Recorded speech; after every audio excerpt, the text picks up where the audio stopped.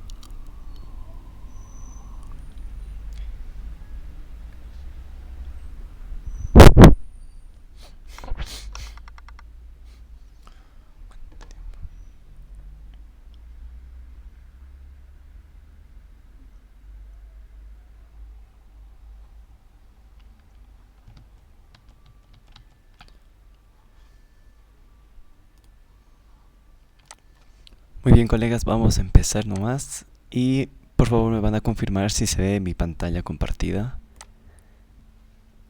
En unos minutos más. ¿Se logra ver la pantalla, muchachos, colegas?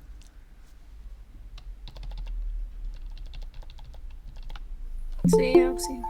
Listo, gracias. Muy bien, entonces empezaremos. Como ya hemos avanzado todas las prácticas hasta el día de hoy, las que tenían, y como la licenciada sigue de viaje, no pudieron avanzar durante estas clases, 2 clases creo. El día lunes se incorpora, tengo entendido. Sin embargo, nosotros no nos podemos quedar sin hacer nada, ¿verdad? Es por lo que he optado a avanzar un poco, echarle un vistazo del tema que van a avanzar el día lunes. Y si no me equivoco, sería la auditoría fiscal, enfoque de la auditoría tributaria. ¿Alguien me puede confirmar o ya pasaron este tema?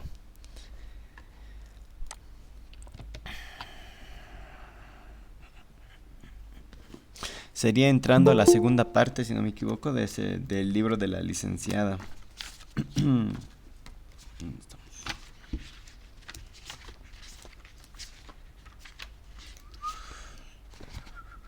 Después de la página 47. Recién.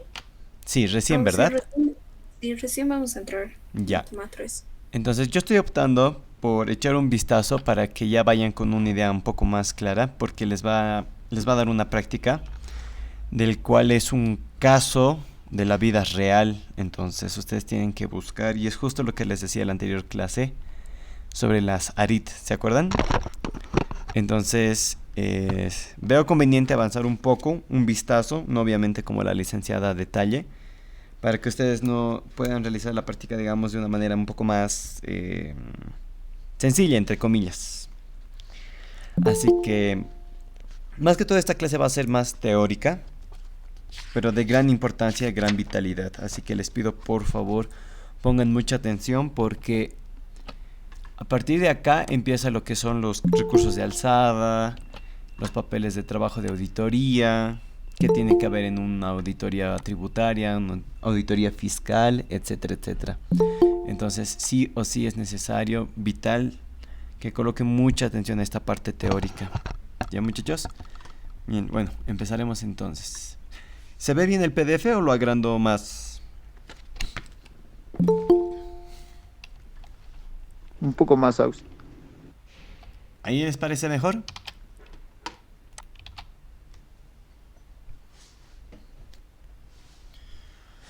Ahí estaría bien, creo, ¿no? Sí, Sí, Aux, se ve bien. Ya, listo, empezaremos.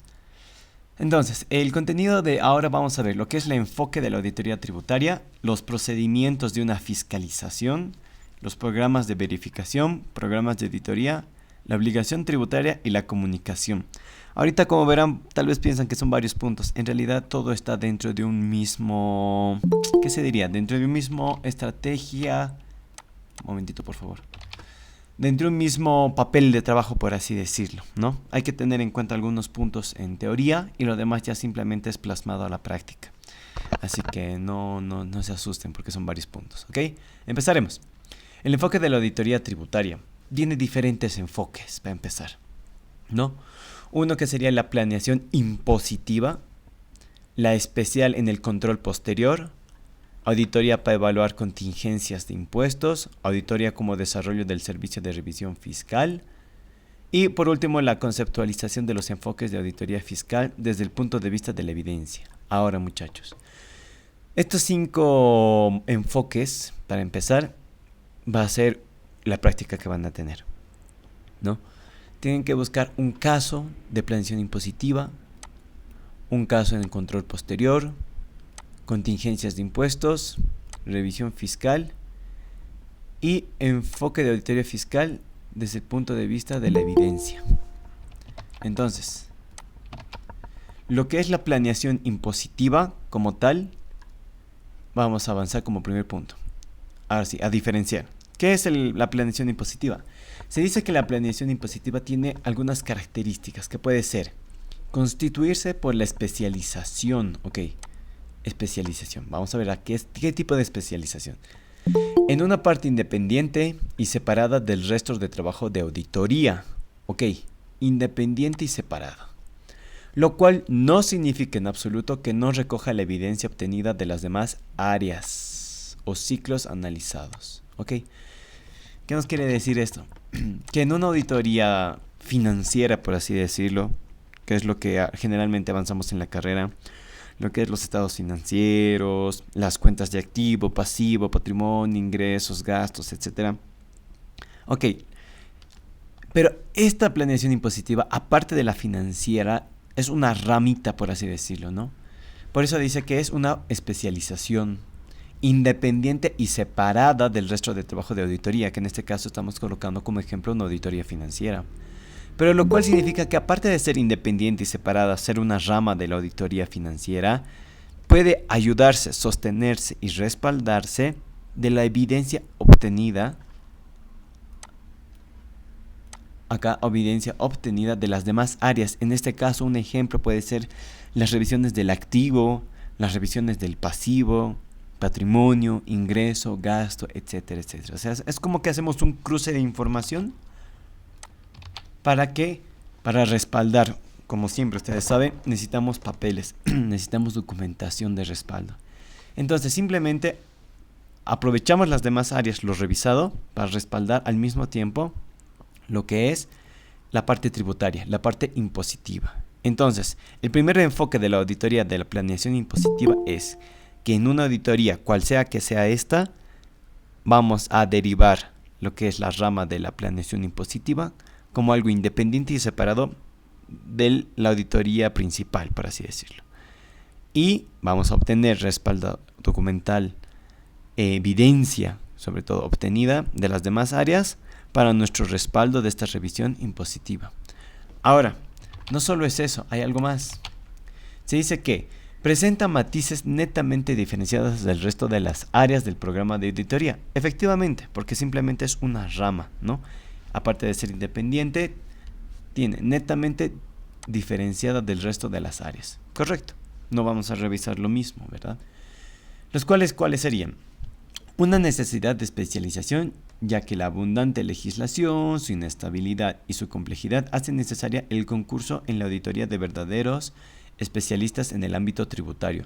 Correcto, entonces subrayamos especialistas en el ámbito tributario. Es una necesidad que dentro del equipo de auditoría exista especialistas en tributos, por así decirlo, ¿no? Segundo, numerosas dudas sobre la consideración de una contingencia como remota, posible, probable y en la determinación de su grado de ocurrencia o verosimilitud. Es decir, que el especialista de auditoría en el área impositiva nos va a sacar de las dudas de las posibles perspectivas que tengamos entre contadores, auditores, y él mismo va a determinar el grado de ocurrencia, el grado de verosimilitud, ¿no? En el grado de ocurrencia, ¿a qué se refiere exactamente? Hay dos puntos de vista. Uno, el grado, muchos lo pueden considerar como la gravedad de la situación, es decir, en otras palabras, lo que manejamos en auditoría financiera, la materialidad, ¿no? Si es alta, es baja, es crítica, es exactamente lo mismo. Determina su grado de ocurrencia, al igual que la auditoría financiera. Entonces, otro punto, que la existencia de dificultades en la cuantificación tanto de cuotas como de sanciones e intereses. Ok, el especialista va a cuantificar todo esto, ¿no? Sobre todo intereses, sanciones, multas, etcétera, etcétera. Pero sobre todo, es lo que decíamos en la anterior clase, la interpretación. La interpretación de la norma. Porque han visto, difiere, choca, ¿verdad?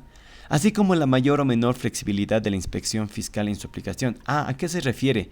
Flexibilidad de la inspección fiscal, mayor o menor, que es que nosotros conocemos en la auditoría financiera como la materialidad, y este se debe a la experiencia del auditor, ¿verdad? El cual puede ser flexible. ¿Por qué? Porque lo que es la valoración y medición de los riesgos, el auditor, bajo unas fórmulas o por experiencia propia, va a determinar el grado de materialidad, ¿verdad? Ustedes han visto, no siempre utilizan, en la vida real los auditores no utilizan siempre la fórmula que conocemos o que nos enseñan los docentes en la carrera. Y justamente hay un punto en el que dicen que se basa en la experiencia del auditor, del que tenga más experiencia en el equipo de trabajo. No, y es lo mismo, es exactamente lo mismo. Solo que en este caso se le va a dar esta posibilidad de interpretar y todo lo demás al especialista en el ámbito tributario, ¿no? Y bueno, frecuentes limitaciones al alcance, fundamentalmente con la relación de ejercicios no auditados, etcétera, etcétera. ¿Y estas limitaciones cuáles serían? ¿No? Para el alcance de la auditoría son consecuencias, ¿no? ¿De qué? De multitud de ocasiones, imposibilidad de practicar pruebas sobre los ejercicios, lo que a su vez viene motivado porque el auditor no puede incluir en su investigación, bla, bla, bla, bla. O sea, es decir, tenemos el alcance no es ilimitado, es totalmente limitado, o incluso a quien se esté realizando al ente de la auditoría no nos presenta los documentos, no nos permite tener acceso al software, qué sé yo, tantas posibilidades, ¿verdad? Entonces, nada más que estas son limitaciones al alcance, que no podemos seguir continuando con nuestro trabajo, no podemos revisar y por ende no vamos a poder dar una opinión, ¿verdad? Entonces, todo esto simplemente se puede resumir en limitación al alcance. Muy bien. Y aquí también existe lo que es otros autores, ¿no? Lo que son el lowballing, que consiste en establecer los honorarios de la auditoría a niveles muy reducidos para poder captar encargos de auditoría, es decir, poder adjudicarse trabajos. Y así existen otros puntos de vista de otros autores, etcétera, etcétera, acerca de otros puntos. En el caso del lowballing, que es poder reducidos para poder captar encargos, honorarios. Los honorarios de auditoría no es nada más, nada menos que es lo que se va a cobrar por el trabajo realizado. Que cuál van a reducir, ¿por qué? En una propuesta de auditoría van a miles y miles de firmas quieren adjudicarse al trabajo, ¿no? Y el chiste de cuál es, sobre todo hoy en día, ¿no? que si bien antes se cobraba cierto dinero por algún trabajo de auditoría, pues ahora está reducido casi al 70% en la vida real, ¿no? Y hay muchas firmas, como nosotros decimos, que se venden muy barato por debajo del honorario, de los aranceles del colegio de auditores, ¿no? Pero no hay nadie quien controle, no hay nadie quien les diga algo, y por algo se ha puesto de moda lo que es el low balling, que es reducir los precios de los honorarios de auditoría para poder adjudicarse los trabajos, para ganar el concurso de méritos. Eso, no es nada más que eso. Entonces, seguimos. Lo que dice, una especial sensibilidad por parte del ente pasivo o del sujeto pasivo, en este caso a quien se esté realizando la auditoría, es recibir un informe con salvedades en esta área, por las consecuencias económicas que puede acarrear frente a la administración tributaria, ¿no? Ahora, vamos a hacerlo más interesante. Por puntos. Respecto a lo que estamos hablando acá sobre el informe. Primera pregunta. ¿Cuántos tipos de opiniones existen en un informe de auditoría? ¿Alguien?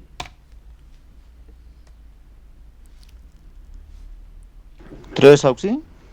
3, ¿seguro? ¿Cuáles serían? Limpia, con salvedades, abstención de opinión. Con salvedades, dijiste limpia y abstención de opinión. ¿Hay alguien que diga que hay uno más? Buen día, Oxy. A ver, Ahí. antes de que avance, perdón, el primero que me ha respondido, ¿cuál era su nombre? Luis Ángel, Auxi. Luis Ángel Chura. Quispe Apaz. Quispe pasa, ya, perdón, los estoy conociendo. Ya, alguien más que, ahora sí quería hablar a alguien más. Dame tu nombre. ¿No? ¿Nadie? ¿Nadie más me dice si hay una opinión más o solo son 3? Adversa. Una adversa falta. Nombre. Nombre. Dori, Calle, Juliet. Julier. Dijiste adversa, ¿verdad? Ahora, en algunos libros van a encontrar esto de dos modos: con salvedades, sin salvedades. Fácil. El limpio, tal cual tal vez lo pueden encontrar, pero hay otra palabrita que dice lo mismo, pero se conoce como una palabra más técnica. ¿Alguien?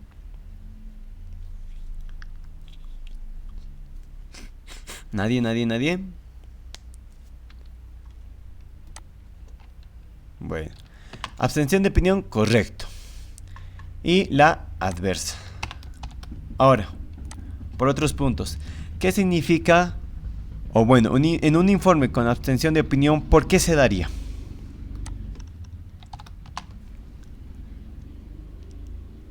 Cuando hay limitaciones ¿Limitaciones a qué? a la información. Y esto es que conocido va a mejor auditar. como limitación al alcance de auditoría. ¿Cuál es tu nombre? Luis Ángel. Ah, ya, a paz, listo, ya, por 2, listo. Has salvado, porque te faltaba 1. Listo. Ahora, obviamente en esta abstención de opinión se da cuando hay limitación a la información, más conocido como limitación al alcance de auditoría, correcto. ¿No? Ahora, acá, en cuanto a lo que dice el PDF, una especial sensibilidad de la entidad auditada es recibir un informe con salvedades en esta área, es decir, al área impositiva, tributaria. ¿Por qué? Por las consecuencias económicas que puede acarrear frente a la administración tributaria. ¿Y quién es la administración tributaria? No es nada más, nada menos que los entes que recaudan impuestos, como Servicio de Impuestos Nacionales, la Aduana Nacional, etcétera, etcétera. ¿Qué es un informe con salvedades? ¿Quién me dice?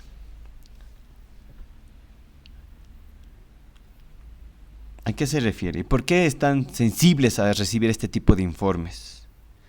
¿Qué dice un informe con salvedades más o menos? Como ejemplo. ¿Alguien? Nadie, por puntos. Bueno, eso sí, Dime. que el cliente o la entidad auditada no ha utilizado las normas de contabilidad, ¿no? Que son aplicables de manera consistente. También puede ocurrir por no tener suficiente evidencia, ¿no? Para poder emitir una opinión. Entonces, Por ejemplo, lo que es la insuficiente evidencia creo que iría más que todo con la abstención de opinión, ¿no? esto es con salvedades, que nos dijo, ¿no? Ah, ya, tú dices que en un informe con salvedades también puede ir por insuficiencia de información por parte Sí, del ente tiene mucha, sí, evidencia. auditado. Ya. Entonces, ¿qué más? Otros ejemplos. ¿Alguien? Yo sí Dime, puedo participar. dime tu nombre. Bueno, Paredes Nina Arnold. Nina Arnold, dime. Un ejemplo.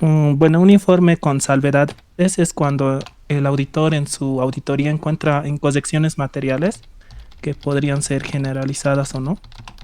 Ya. Y estas incorrecciones materiales tendrían que ser... Hay una palabrita clave, una palabra muy técnica en auditoría.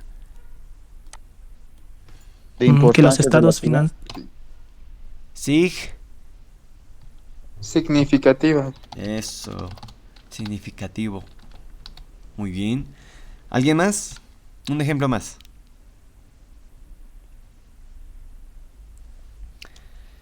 Bueno, creo que nadie más. Muy bien, entonces, es cierto que un informe con salvedades puede ser por varios motivos. Uno dicen que es por la norma contable no aplicada o que esta no está siendo aplicada correctamente. Y esto no es nada más y nada menos que mala interpretación de la norma. O de la norma, ¿verdad? Otro dice insuficiencia de información por parte del ente auditado. Sí, muy bien, puede ser con salvedades siempre y cuando esta información no sea significativo. ¿Pero a qué nivel? A un nivel aceptablemente bajo. Correctamente. Aceptablemente Bajo. bajo y tal vez medio, exagerando, dependiendo cuál sea el caso. Porque Es si cuando hablamos hablamos de razonabilidad, ¿no, Auxi? correctamente, si está razonablemente, que es la palabra, otra palabra clave, perdón, de la materia, ¿no? Técnica. Pero hay algo más. En la insuficiencia de información, por lo general, si este llega a ser significativo, automáticamente se vuelve una abstención de opinión. Por eso coloco acá, siempre y cuando esta insuficiencia de información no nos el alcance no nos permita, no nos entreguen, etcétera, etcétera. Si este no es significativo a nivel aceptablemente bajo, medio o razonable, recién podría salir un informe con salvedades. Pero hay algo más. Si sale con salvedades es porque realmente este podría afectar en algún punto, en algún momento, a los estados financieros o en algún otro sector. Es por eso que saldría con salvedades y al mismo tiempo que si bien ahora mismo no es significativo, puede llegar a serlo. Porque ahora está bajo, medio. Pero al próximo año puede ser alto y automáticamente simplemente cambiamos de tipo de informe. Adversa. O abstención de opinión. Muy bien. Listo. Entonces, volviendo al tema. Es eso. Hay una sensibilidad inmensa acerca del tipo de informe que salga. ¿Para quién? Aquí específicamente dice frente a la administración tributaria. No dice nada más. Tal vez es lo que decía en la anterior clase, ¿no? Dependiendo a quién el informe puede... la gente puede estar sensible, puede no estar sensible, puede importarle, puede no importarle, la verdad, ¿no? Muy bien, seguimos. Una relación complicada entre el auditor y el asesor fiscal, caracterizada por la posible incompatibilidad de ambos servicios para el mismo cliente. ¿Cuáles serían las consecuencias? La consecuencia de la carta que las normas de auditoría exigen que el auditor dirija al asesor fiscal y que las diferentes interpretaciones de un riesgo fiscal, todas ellas cuestiones polémicas y aún sin resolver. ¿Qué podemos resumir esto? Que si bien decíamos que la auditoría con enfoque tributario era una rama de la auditoría, cual sea que sea financiera, forense, especial, etcétera, etcétera, se dice que el auditor de un equipo de auditoría, hay un auditor que dirige a todos, ¿no? Hay una cabeza, que es el gerente de auditoría en todo caso. Y el gerente de auditoría va a recabar para su equipo asesores fiscales, asesores tributarios, auditores juniors, etcétera, seniors, etcétera, etcétera. Pero siempre hay una cabeza. Y por eso dice acá que el auditor dirija al asesor fiscal, en este caso al especialista. Pero ¿qué pasa? Que al ser su superior, se encuentran en un dilema porque la interpretación es diferente, ¿no? Y él mismo puede llegar a un riesgo fiscal. ¿Qué pasa entonces? Es un especialista, pero por ende en jerarquía tiene que llevar a cabo las tareas que dice el superior, ¿no? Y siempre esto ocurre. Y lo malo, que todas estas cuestiones polémicas aún siguen sin resolver. Y obviamente, seguramente lo resolverán de alguna forma dentro de la firma que se esté trabajando, ¿no? Pero en la vida real, si bien ocurre lo mismo, por experiencia les diría que entran en reuniones largas, de horas. Obviamente nosotros no somos partícipes porque nuestra jerarquía no llega a tal grado, solo entran desde seniors para arriba, gerentes y seniors, ¿no? Porque tienen que discutir entre ellos, ¿no? Y sí, se resuelve. ¿Y cómo se resuelve? Por lo general, el especialista en tributos es quien se lleva la razón, porque por algo tiene la experiencia y la especialidad de la interpretación y su experiencia, ¿verdad? Sobre todo aquí prevalece también la experiencia. Entonces, en cuestiones de la vida real, por lo que me ha tocado trabajar en firmas de auditoría, el especialista es quien lleva la razón al final, ¿no? Pero después de un millón de horas, es lo malo. Bueno, sigamos. Conflicto especialmente peculiar ante el descubrimiento del fraude fiscal. De una parte de las normas obligan a describir el mismo en el informe de auditoría. Ok, obligan a describir en el informe, muy bien. En ciertos supuestos. Y siempre en la carta de recomendaciones. Por otra parte, la publicidad del fraude limitaría de manera contundente la relación de confianza entre el auditor y el ente auditado. ¿A qué se refiere todo esto? Entonces, se dice que todo lo que el auditor en su revisión, obviamente sea significativo, le obliga a describir en el informe de auditoría todo lo que ha encontrado, ¿verdad? Entonces, sobre todo en un caso especial, que sería el conflicto especialmente peculiar ante el descubrimiento del fraude fiscal. Está obligado a describirlo si ha encontrado algo así.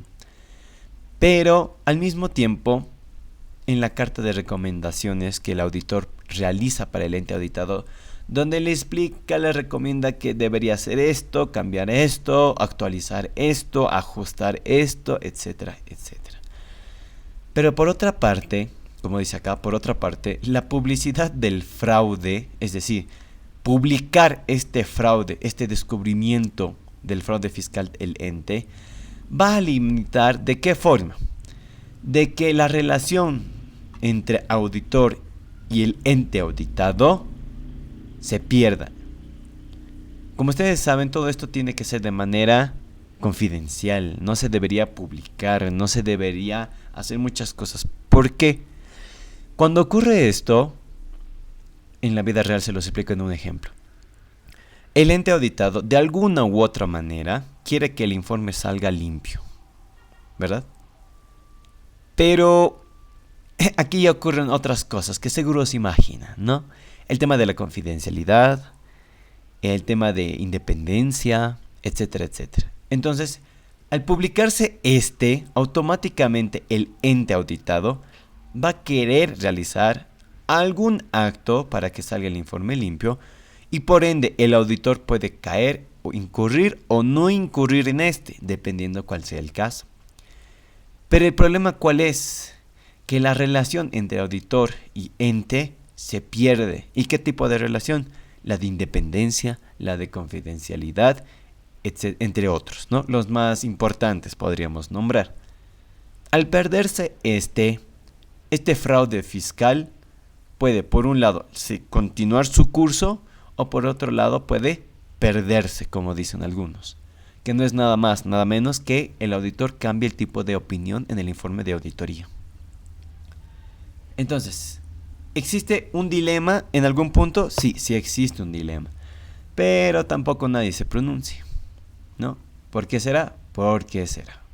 Muy bien. Otro tipo de enfoque. Auditoría especial en el control posterior. Nos hace referencia a algo después, algo que ya sucedió, ¿no? Entonces, esto es bastante sencillo. ¿Qué dice que? La auditoría especial es la acumulación y el examen sistemático y objetivo de evidencia. Ok, eso está claro, ¿no? Nos acumulamos de evidencia con un examen sistemático y objetivo. Listo. ¿Cuál es el propósito? Con el propósito de expresar una opinión independiente sobre el cumplimiento del ordenamiento jurídico y otras normas legales que aplican. Ok, independientemente sobre si cumple o no cumple. Ok, y también y obligaciones contractuales, etcétera, etcétera, si es que corresponde. Establecer indicios de responsabilidad por la función pública. Establecer indicios por la función pública. Y esto no es nada más, nada menos que están llevando o van a llevar en lo que es auditoría forense, gabinete de auditoría forense. Entonces, en pocas palabras, la auditoría especial puede ser desarrollada por quienes, no pueden desarrollar cualquiera. La Contraloría General del Estado como primer punto. Segundo, consultoras y profesionales independientes y entidades públicas por último. Nadie más puede realizar una auditoría especial en el control posterior. Entonces, al saber quiénes pueden realizar esta auditoría, ¿qué se hace en esta auditoría? Para empezar, ¿no? Entonces, un ejemplo, en la Contraloría General del Estado, serían aquellas auditorías especiales que estén planificadas en su programa operativo anual, que no es nada más y nada menos que el POA. Y podrían emerger por alguna denuncia de alguien que trabaja allí dentro y está viendo algún tipo de desvío o manipulación. Un ejemplo, la Prefectura del Departamento de La Paz, que es un ente gubernamental, por ende la Contraloría General del Estado es quien aplicaría una auditoría especial, en este caso sobre la administración de los recursos provenientes del IDH, gestión 2008, etcétera, etcétera, ¿no? Un ejemplo. Otro ejemplo. Las consultoras y profesionales independientes también podrían realizar una auditoría especial, pero estas compiten a través de la oferta de servicios profesionales, que es lo que hablábamos hace poco. Realizando este tipo de auditorías a cualquier organización privada o pública, estableciendo previamente el objetivo, alcance, presupuesto, tiempo, condiciones, informes, etc. Pero aquí hay algo más. Estas consultoras y profesionales independientes, para poder realizar una auditoría especial al ente público, sobre todo, tienen que estar inscritos en la Contraloría General del Estado primero, ¿no? Pero no cualquier consultora o firma de auditoría puede registrarse en la Contraloría General del Estado. El requisito más importante es que tengas 6 años de experiencia para empezar como firma en el ente privado y que hayas hecho trabajos relacionados con proyectos, y etcétera, etcétera, ¿no? Entonces, el requisito más importante, 6 años de experiencia, pero como firma, no como independiente. Entonces, entidades públicas, estas pueden ser varias. ¿Y cuáles serían? Que también podría formar parte de lo que es acá, Servicio de Impuestos Nacionales. A ver, leeremos un poquito. La Auditoría Tributaria Especial también podría formar parte de la Programación Estratégica y POA de la Unidad de Auditoría Interna, que establece como objetivos la realización de este tipo de auditorías, identificando además los riesgos inherentes y de control. Además, establece como objetivo de gestión de informe de auditoría especial sobre los pagos efectuados al Servicio de Impuestos Nacionales por incumplimiento o en la presentación, información del software. Entonces, si se dan cuenta, aquí hay un pequeño resumen de todo lo que se podría hacer. No solo es información por RCIVA, por estas gestiones, etcétera, etcétera. Son varios. Y aquí podemos tener un ejemplo. Planificación estratégica de 3 años por Emma Cruz, POA. Auditoría especial sobre los pagos efectuados al Servicio de Impuestos Nacionales por incumplimiento en la presentación de información software RCIVA. Pero no es el único caso. Acá, como dice al inicio, Programa Operativo Anual, POA. Programación estratégica, el PEI. La unidad de auditoría de TENA establece como objetivo la realización de este tipo de auditorías. Nos dice que como un objetivo dentro de estas es la realización sí o sí de auditorías anualmente. Aparte de esto del software RCIVA, tiene que, en su objetivo, tiene que identificar los riesgos inherentes y de control. Y demás establece como objetivo aparte lo que es impuestos nacionales, el RCIVA, el software, etcétera, etcétera. Entonces, una auditoría especial en la Contraloría General del Estado, por lo general, los POA. Generalmente la Contraloría hace auditorías por POA. Desvío de fondos, aumenta el POA, disminuye el POA, etcétera, etcétera, ¿no? Pero también va de la mano con algo que es indicios de responsabilidad por la función pública. La civil, penal, ejecutiva es ya auditoría forense. La auditoría tributaria, así como tal, no tiene la facultad de empezar con indicios de responsabilidad como tal. ¿Puede hacer el análisis y encontrar que hay indicios? Sí. ¿Ejecutar estos indicios? No. Que son dos cosas distintas, ¿no? Y acá, las consultoras obviamente pueden, pero si es pública, ya saben, Contraloría General del Estado, 6 añitos, todos los requisitos y recién puedo hacer. Entonces, aquí hay otro ejemplo, un ejemplo mucho más claro. El área. ¿A qué área se va a realizar de auditoría? A la gerencia administrativa. Un momentito, perdón, creo que alguien quería entrar. Ahora sí. Te dice que el área, gerencia administrativa y financiera de Macruz. Listo. El objetivo, emitir una opinión independiente sobre el cumplimiento de disposiciones legales de la presentación RCIVA a impuestos nacionales. Listo. El alcance, los pagos realizados al Servicio de Impuestos Nacionales por concepto de multas, por la no presentación de información del software, para dependientes, agentes de retención por 3 años. Ese es su alcance, eso es lo que tienen que revisar, nada más. No tienen que irse más allá. Presupuesto de recursos a utilizar, tiempo estimado, 55 días hábiles. Fecha de inicio, fecha de finalización, tantos. Número de auditores, solo un auditor, porque la revisión es muy objetiva. RCIVA, 3 años, listo. Responsable, un auditor de la unidad de auditoría interna. Medidores de rendimiento. Esto es algo que ya es por parte del ente, sus tipos de fórmulas o la metodología que van a llevar. En este caso tiene, como pueden ver, un objetivo a cumplir, no tiene más. ¿Cuántos días tiene? 55 días. Entonces su medidor, el 0.0188 y la interpretación ellos le darán cómo será, ¿no? Cada uno tiene su metodología. Entonces, ese es un ejemplo. Ahora, la auditoría puede evaluar contingencias de impuestos. Es otro tipo de enfoque. Entonces, antes de pasar al otro, la auditoría especial en el control posterior ya lo tenemos claro, ¿verdad? Cumplimiento, independientemente sobre el cumplimiento. Evidencia, recabar información, etcétera, etcétera. ¿A quiénes? Puede al ente gubernamental, al ente privado, ¿ok? ¿Quiénes pueden? La Contraloría General, consultoras independientes, entidades públicas, del cual por lo general siempre emerge por una denuncia, por lo general, después puede pasar desapercibida, ¿no? Y un ejemplo que acá tiene, ¿no? Emma Cruz, bla bla bla, concepto por RCIVA, los años, el alcance, bla bla bla. Listo. Entonces, hay algo más, pero en este control posterior. Si bien indica que el control posterior nos hace referencia a algo que pasó después de haberlo hecho, en cuanto a la Contraloría General del Estado, está claro, ¿no? Claramente vemos que ha pasado algo hace años. Y es un control posterior. Generalmente, para que me entiendan mejor, en una consultora privada, en la vida real, este control posterior se entiende de que si bien en el año 1 se hizo la auditoría, se recomendó que se hiciera de esta forma, que se envíe esta información, que se presenten los libros, las declaraciones juradas, etcétera, etcétera.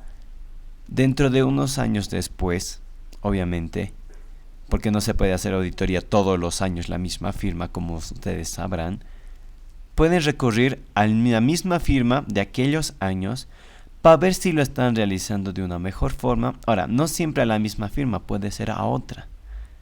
Entonces, la auditoría ya no va a ser financiera, va a ser objetiva. Va a ser auditoría especial, de un control posterior. Entonces, esta nueva firma va a ver si efectivamente hizo caso, no hizo caso, lo hizo de buena forma, no lo hizo correctamente, si lo interpretó bien, no lo interpretó bien, etcétera, etcétera. Entonces, el enfoque de esta auditoría tributaria se hace especial énfasis en un control posterior de algo que ya pasó. ¿Ok? Por eso acá los ejemplos son de años pasados y para que me entiendan mejor, es sobre algo que ya se hizo y se va a volver a revisar para ver si cumple o no está cumpliendo, si sigue o sigue incurriendo en una mala interpretación, etcétera, etcétera. ¿Ok? Entonces, pasamos a otro tipo de enfoque. Evaluar contingencias de impuestos. ¿Y qué es? La contingencia es la posibilidad de que un hecho suceda o no. Ante esta posibilidad, muchas organizaciones, en base a la experiencia o predicciones. ¿Ok? Más que todo, experiencia, ¿no? Perdón, ahora sí. Ahora, si se dan cuenta, este tipo de enfoque dice la posibilidad de que un hecho suceda o no, es decir, algo que recién va a pasar. Y nosotros tenemos que, mediante predicciones o la experiencia del auditor, evitar que esto suceda. ¿Y cómo se evita esto? Mejorando los sistemas de control interno, elaborar una planificación estratégica, solicitar, sobre todo esto, cursos de capacitación con un enfoque tributario para evitar incurrir en mala interpretación de multas y evaluar la posibilidad de que los hechos pasados podrían afectar sus estados financieros. Y esto va de la mano con control posterior, que no es lo mismo, pero va de la mano, ¿no?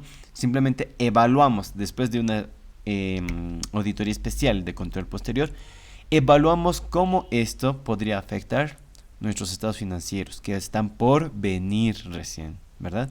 Entonces, este enfoque no es nada menos que prevenir, si quieren, ¿no? Incurrir en multas, mala interpretación, y para que esto no suceda simplemente tenemos que, sobre todo, capacitarnos y mejorar el control interno, que no es nada menos que cómo llevamos nosotros dentro de nuestra empresa las diferentes obligaciones ante la administración tributaria, ¿no?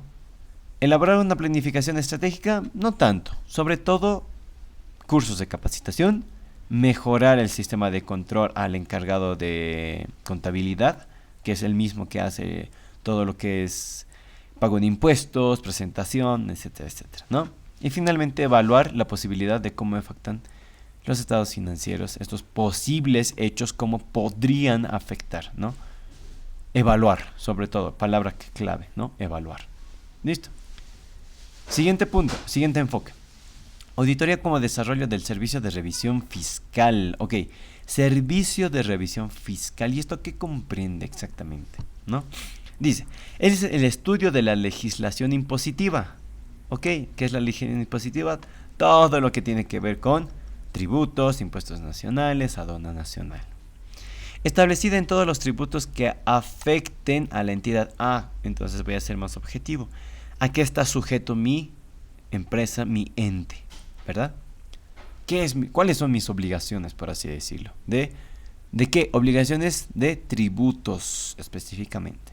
¿Qué impuestos tengo que declarar, pagar, etcétera, etcétera? ¿Qué más? Establecimiento sistemático de modelos normalizados que incluyan de manera ordenada las distintas fases para el cálculo de los distintos conceptos impositivos, como ser base imponible, cuotas, deducciones, bonificaciones y pagos a cuenta, ¿no?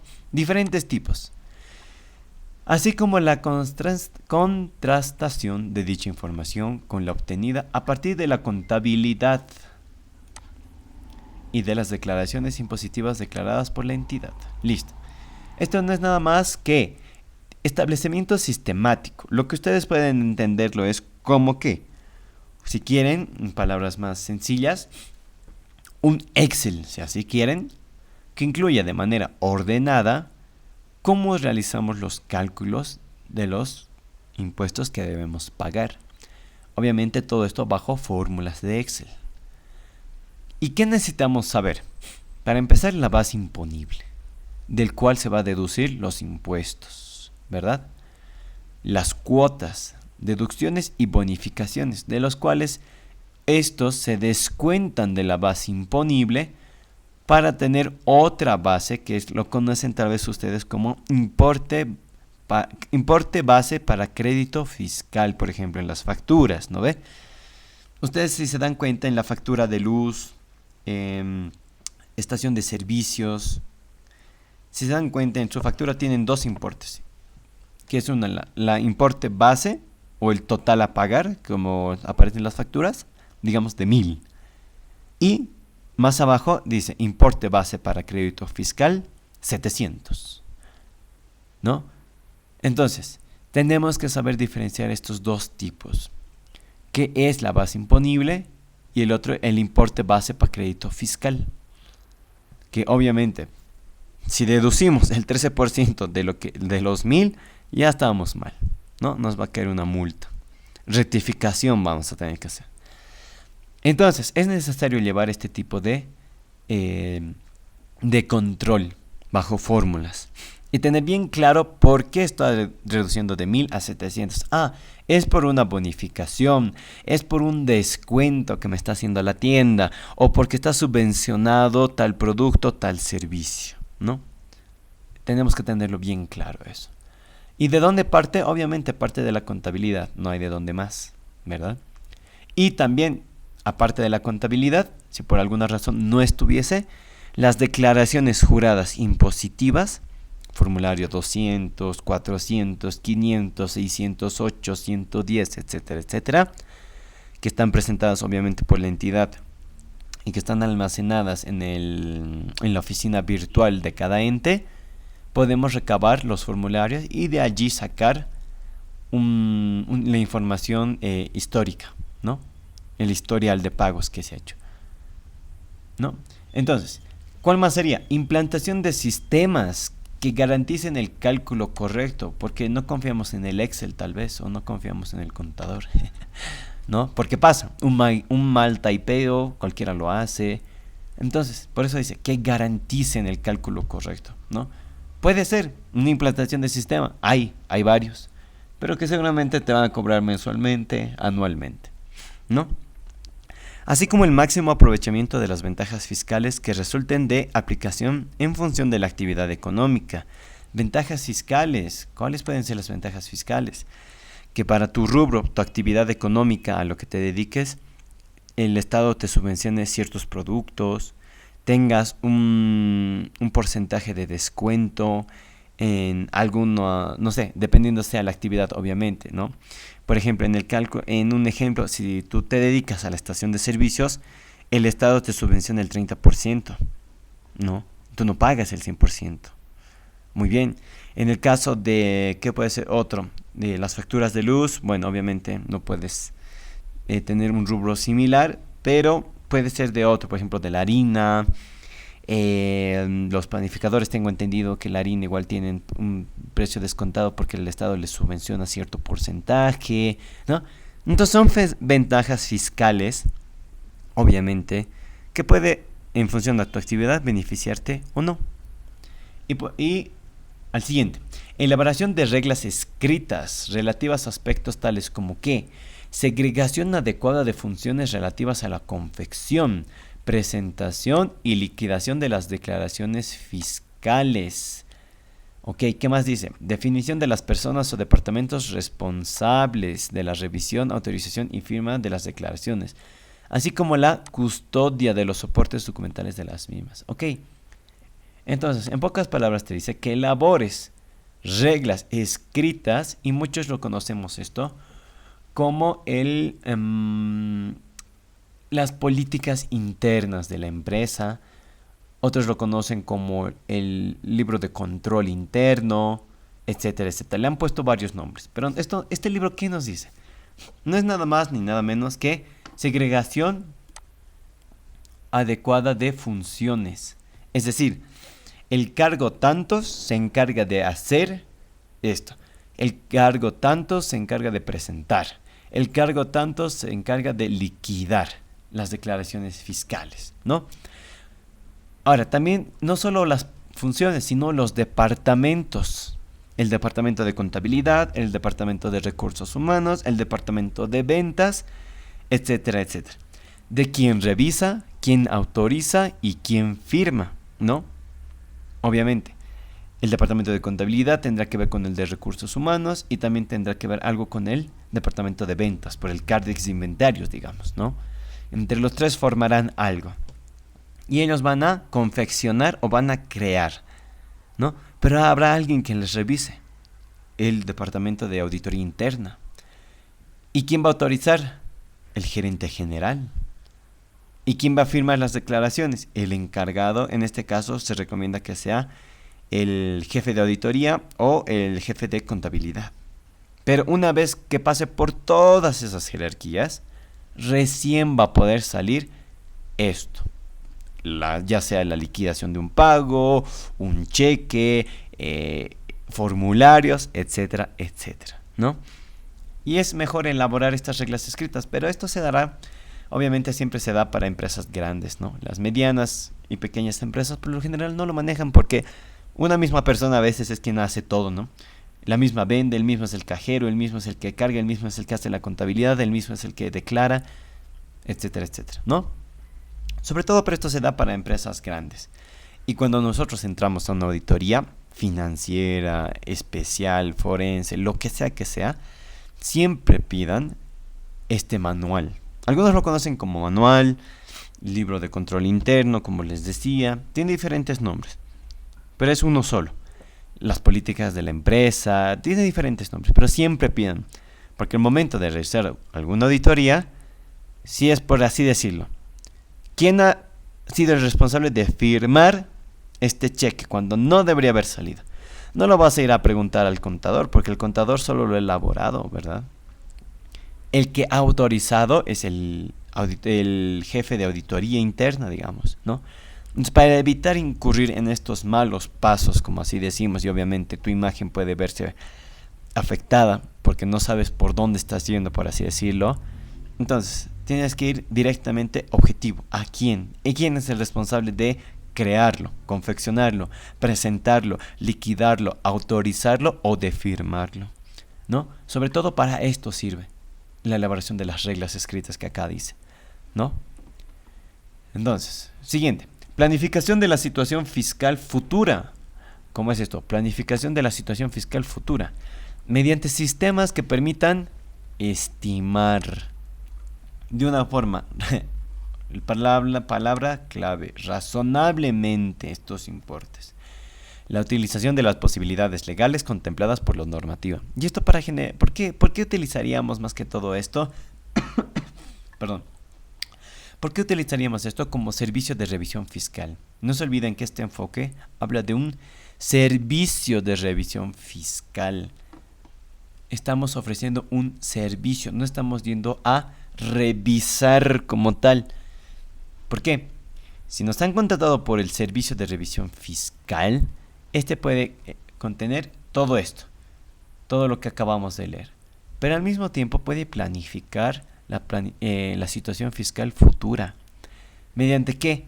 Estimaciones razonables. ¿De qué? Por ejemplo, del IUE que puedo llegar a pagar a fin de año, ¿no? Porque mensualmente suelo pagar mis formularios IT, IVA, etcétera, etcétera. sacan un promedio, ¿no? Que si tus ventas se mantienen, podrías pagar esto. Si tus ventas bajan, podrías pagar esto. Si tus ventas aumentan, podría pasar esto. A eso se refiere. Obviamente hay sistemas que permiten hacer esto, ¿no? Pero, sobre todo aquí es énfasis de que sea de forma razonable. Pero esto puede variar mucho. La verdad es que no he visto muchas empresas que pidan algo así, la verdad. No he visto. Porque obviamente puede variar de la noche a la mañana, ¿no? Un día, ¿qué tal? Viene un cliente y te pide la millonada y listo. El servicio por el que has pagado para estimar ya se fue al agua, ¿no? O qué tal si al próximo mes no vendes nada. Listo, igual, al agua. Entonces, por lo general no he visto que se pida esto.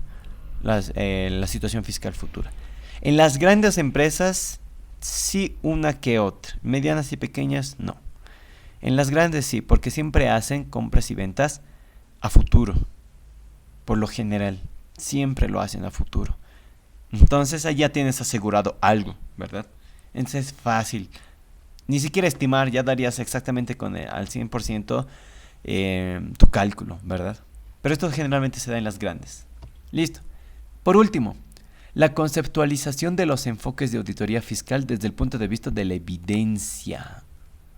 Ok, enfoques de la auditoría fiscal desde el punto de vista de la evidencia. Listo, no hay donde perderse. ¿Qué dice?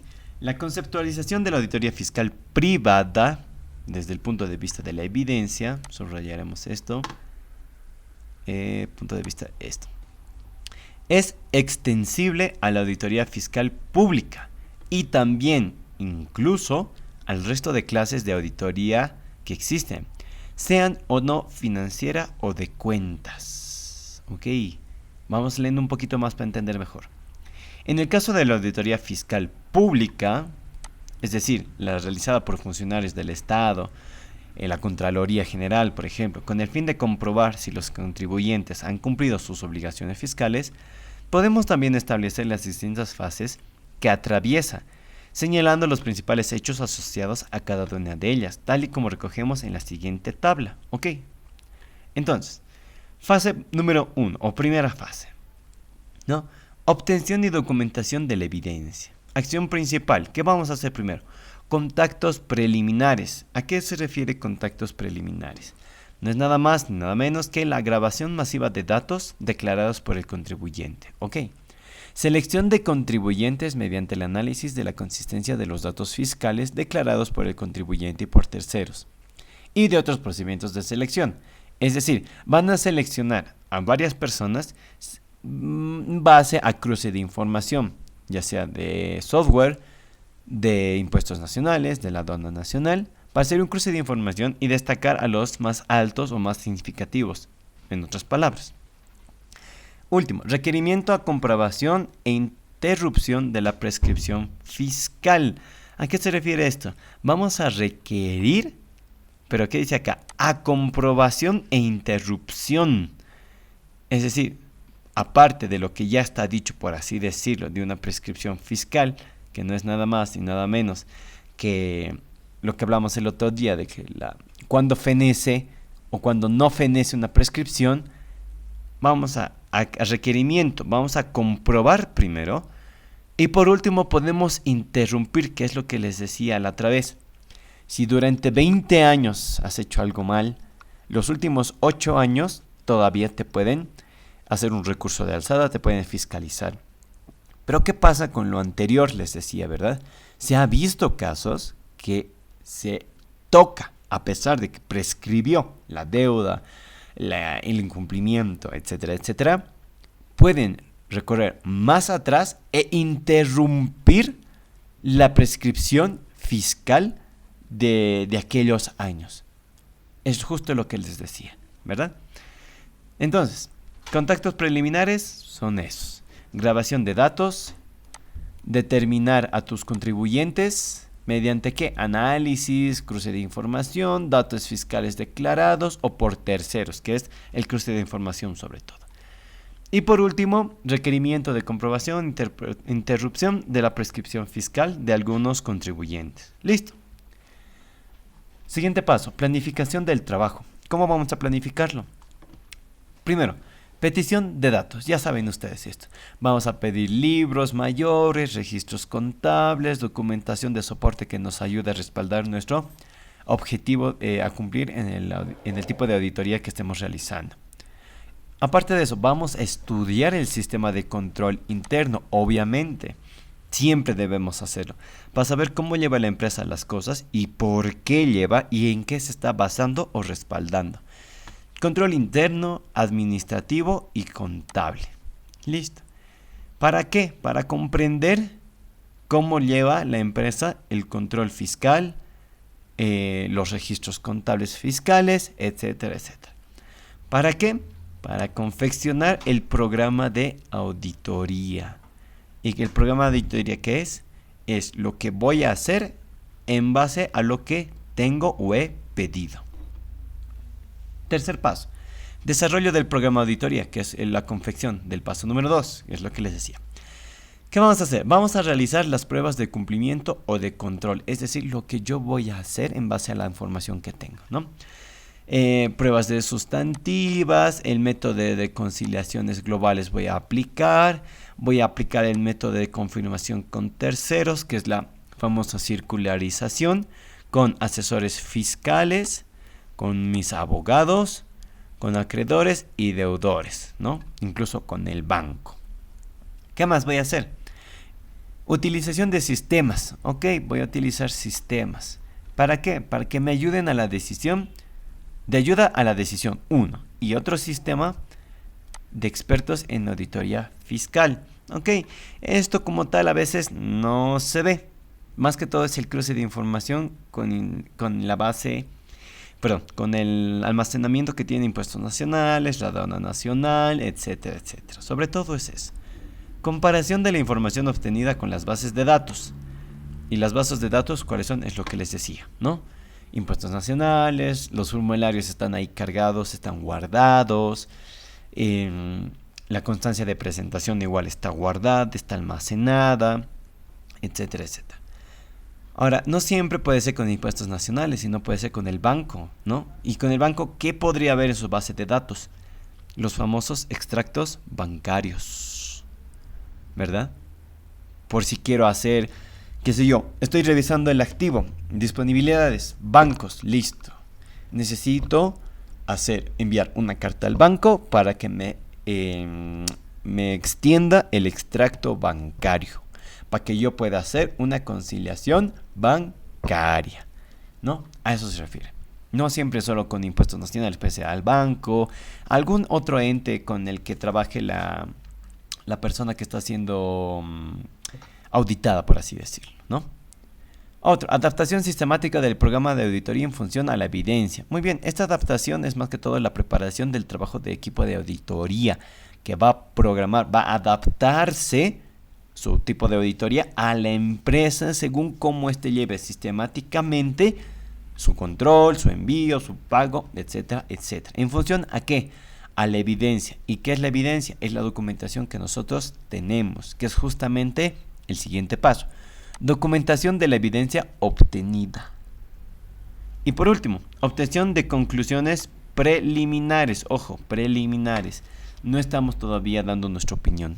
Estamos concluyendo con algo que puede modificarse o no en los informes borradores de auditoría que se le presenta al ente auditado, ¿no?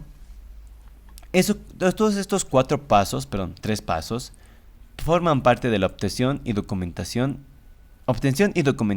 evidencia, ¿ok? No es nada más que obtener documentación, estudiar a la empresa su control interno, preparar mi programa de auditoría, etcétera, etcétera. Siguiente paso, contrastación de la evidencia. Denominado primer paso, supervisión. Vamos a el control de calidad del trabajo por el superior jerárquico.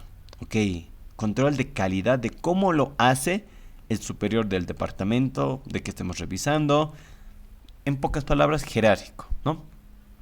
De las cabezas, en pocas palabras. Establecimiento de las conclusiones finales recién, una vez haber estudiado y tal vez consultado, discutido con los jefes de cada departamento. Por último, el cálculo de la deuda tributaria. ya sea por tributo omitido, intereses, mantenimiento de valor, ilícitos tributarios, multas, actualización de la multa, etcétera, etcétera, ¿no? Entonces, primero, tenemos que verificar el control de calidad del inmediato superior. Después de haber discutido, establecemos las conclusiones finales. Si corresponde o no corresponde, el cálculo de la deuda tributaria, ya sea por tributo omitido, algún interés, mantenimiento de valor, actualización de la multa, ilícitos tributarios, etcétera, etcétera. Y por último, la emisión del informe.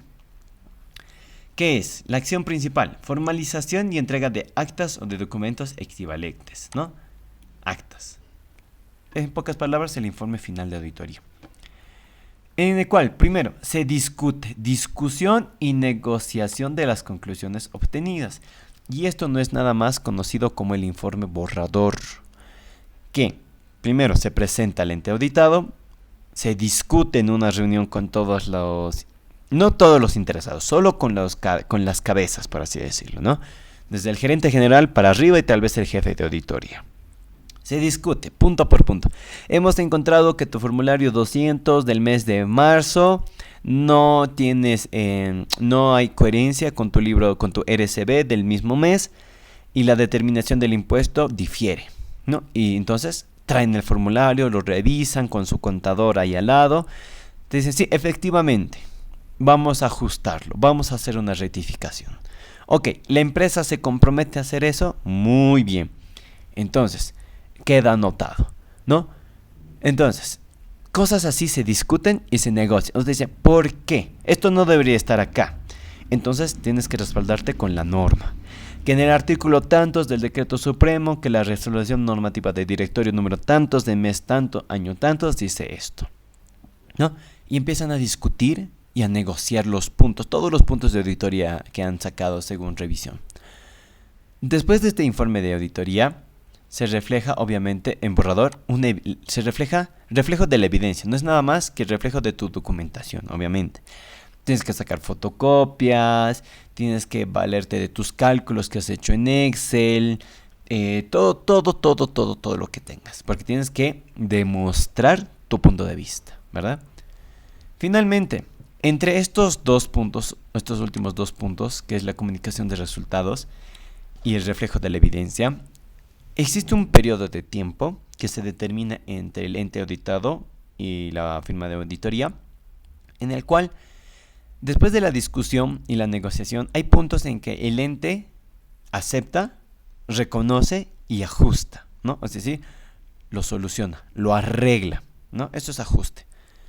Entonces, te dice, ¿sabe qué, señor auditor? Lo he arreglado de esta forma, aquí está, he hecho el ajuste, he hecho la rectificación del envío RCB, aquí está mi nueva declaración jurada, efectivamente voy a pagar una multa, pero lo he arreglado.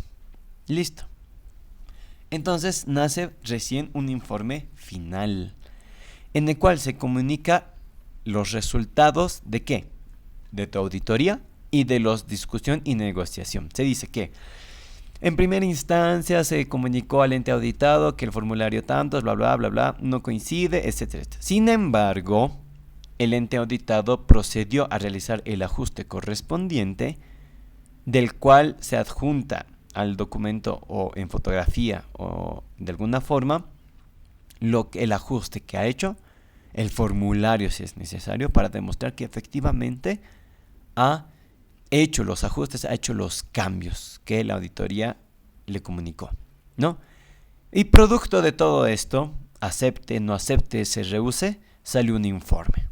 ¿Y qué tipo de informe? Es lo que veíamos, con salvedades, sin salvedades, adverso, limpio, abstención de opinión, etcétera, etcétera. Entonces, ese proceso que ustedes ven, que acá termina, no es nada más ni nada menos que cómo se debería llevar a cabo una auditoría en sus fases. Sin embargo, acá hay algunos puntos más que hay que desarrollar, pero seguramente va a ser tarea de ustedes que la licenciada les dé, ¿no? Y ya conmigo después en la clase del día lunes, después de la clase inmediatamente, me comunican qué hicieron, qué dudas existe, y a partir de eso yo voy aclarándoles el tema con situaciones de la vida real, porque creo yo, es la mejor forma de explicar algo, ¿no? Las palabras técnicas a veces se nos hacen un poco complicadas de entender, ¿no? Y lo digo partiendo de mi persona, ¿no? Y después de todo lo que hemos visto, en su libro, en la página 56, 57, 58, van a encontrar algunos objetivos específicos acá, como dice, de la auditoría. Si estamos revisando el impuesto al valor agregado, tenemos que ver esto: el cumplimiento de aspectos formales, consistencia de los libros de compras-ventas, conciliaciones de declaraciones juradas, que es los formularios, con los libros de compras y ventas, que es el ejemplo que les daba hace poco, ¿no? Si indica lo mismo. Entonces, otro, ¿cuál sería? Verificar el cumplimiento de aspectos formales en las facturas que respaldan el crédito y débito fiscal, el importe base crédito IVA, fecha de emisión de la factura, ¿no? Si estamos revisando RC-IVA, revisión de las planillas tributarias, verificación del cumplimiento de aspectos formales. Ahora, si estamos revisando el IT, conciliación entre el saldo contable y la declaración jurada presentada, es decir, la contabilidad contra el formulario presentado. Verificación de cumplimiento, revisión de la compensación del impuesto sobre las utilidades de las empresas, que hemos visto el caso práctico. Si estamos revisando el IUE, verificación de las retenciones del impuesto, verificación de aspectos formales, gastos deducibles, no deducibles, etcétera, etcétera. Y aquí van a ver en su página 57 qué pasa, qué hago si hay retenciones IT, IUE, RC-IVA, ¿no? Impuesto a las utilidades de las empresas. O sea, les da un enfoque, una muestra de lo que ustedes podrían revisar en una auditoría. No es nada más que eso. Pero ojo, esto no lo es todo, simplemente es un vistazo, ¿no? Porque si escarbamos, como decimos, vamos a encontrar otras cosas más, ¿no? El talonario de facturas, la correlatividad de las facturas, de las subvenciones, etcétera, etcétera, ¿no? Acá habla también del alcance de la auditoría, habla también de lo que es la presentación de las propuestas, cómo debe ser, qué debe tener una propuesta. Debe tener la propuesta técnica, la propuesta económica, tiene que tener todas estas partecitas, que si bien acá no está detallado de una forma muy explícita, de forma resumida la muestra claramente que debe haber, ¿no? Por ejemplo, en la propuesta técnica, hoja de vida del auditor, quienes conforman el equipo principal, los representantes de la firma, quiénes son. Aquí te pide una experiencia mínima de 3 años. En la propuesta económica, ¿qué debe haber? La entidad, cuánto vas a cobrar por los servicios, cuánto vas a demorar en tus servicios, etcétera, etcétera, ¿no?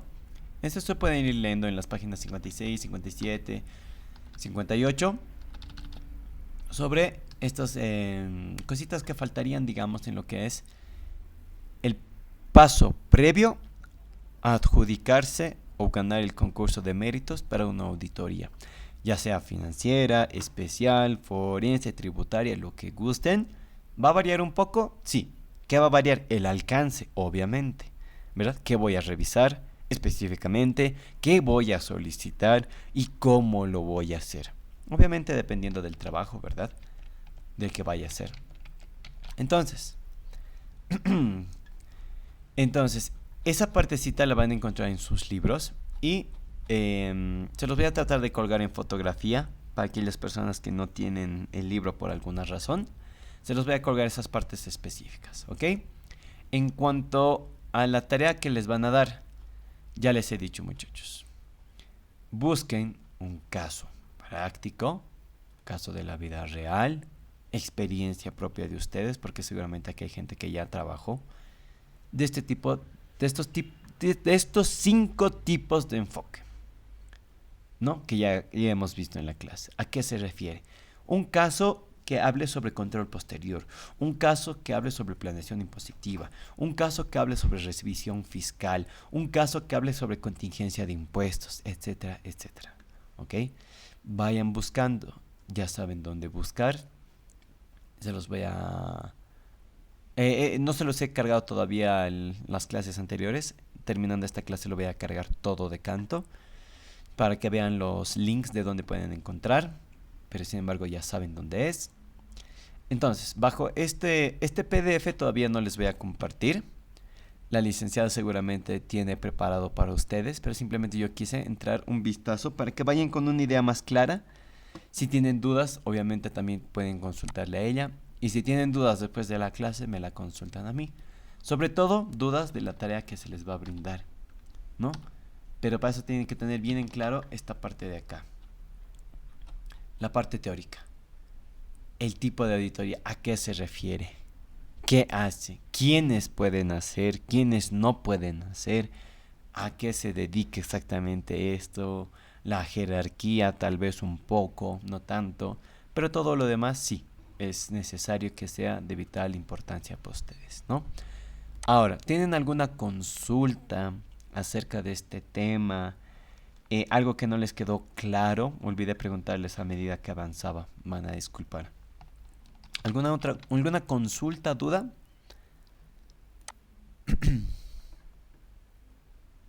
Sí, perdón, Helen, creo que ya admití, pero a todos a medida que vaya avanzando. ¿Alguna otra consulta, duda acerca del tema? ¿Algo no le quedó claro? ¿Un ejemplo?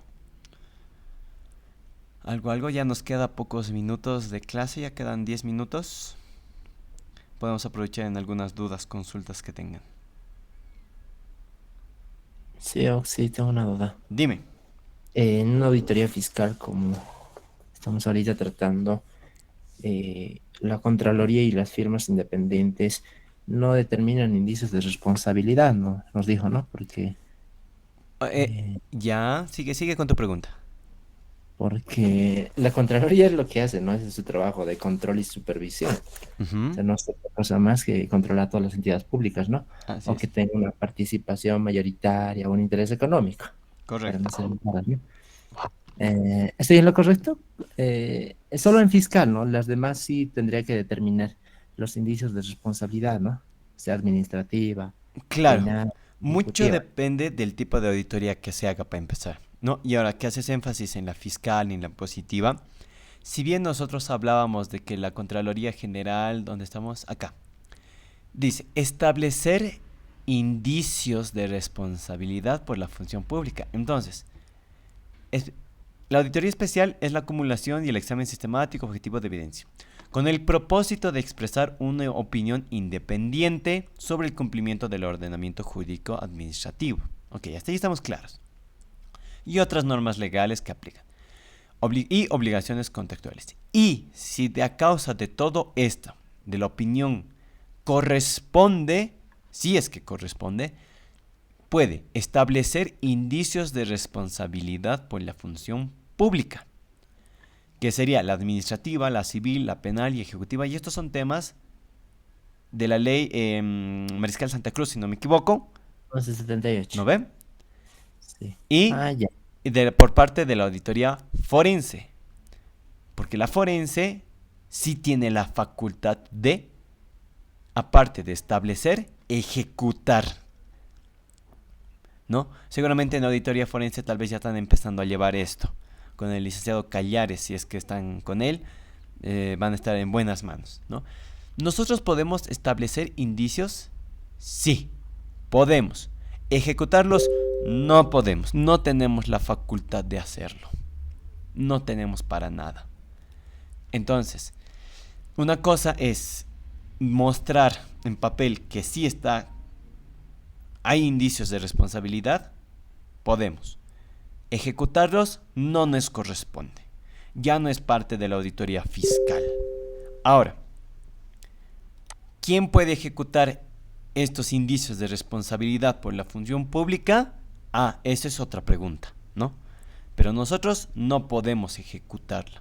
Podemos mostrar, tal cual dice acá, si corresponde, establecer indicios, mostrar, exponer, pero más allá de eso, como auditorías, firmas independientes, etcétera, etcétera, no podemos hacerlo. No está en nuestras facultades hacerlo. Ok, sí, esa era mi duda. Listo, ¿no? Y en cuanto a la participación, ¿me puede poner? Hace rato sí participé. ¿Cuál es tu nombre? Luis Chura Ramos. Sí, tu voz ya me la... Sí. Listo. Ya, muchas gracias, auxiliar. No hay de qué. Gracias. ¿Alguna otra consulta, duda acerca de estos enfoques de auditoría? ¿Algo que no les quedó claro tal vez? ¿Quién hace? ¿Cómo lo hace? ¿Por qué lo hace? ¿Algo?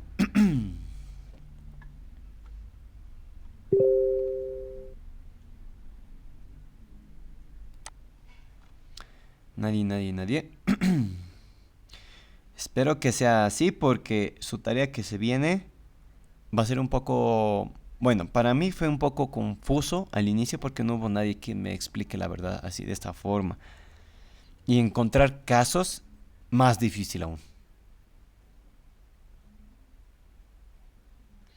¿Alguien alguna consulta? Aproveche.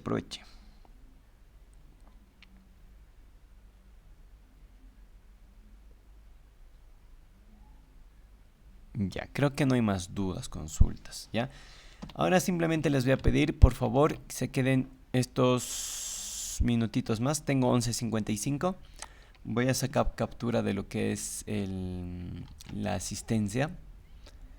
Por favor. Y por favor, no se salgan, muchachos. No se salgan.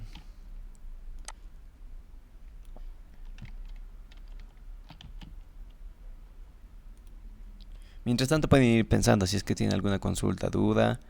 Ya les he dicho sobre su examen. Va a ser a finales de mes. Presencial. Cómanse todos los libros que puedan.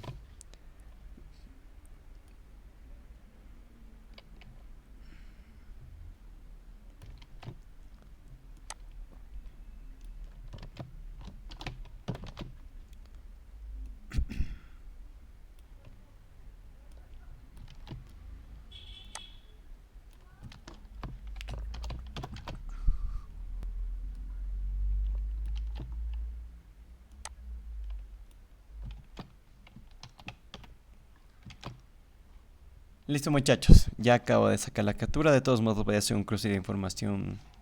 Si es que alguna persona tuvo algún inconveniente y se salió de la clase, voy a volver a ver el video y lo voy a anotar, ¿sí? Bueno, muchachos, conmigo hasta el día lunes después de su clase. Y sacamos de dudas, y si tienen problemas en su tarea, de alguna forma voy a poder guiarles, ayudarles para que lo hagan de la mejor forma, ¿sí? Listo, muchachos, nos vemos el día lunes. Que tengan un buen fin de semana. Lean y sigan leyendo. Es mi mejor consejo, muchachos, ¿sí? Pueden salir de la clase, muchachos. Hasta luego, sí. Hasta luego. Chao, que se nos vemos. Luego, sí. Chao, colegas. Se cuidan.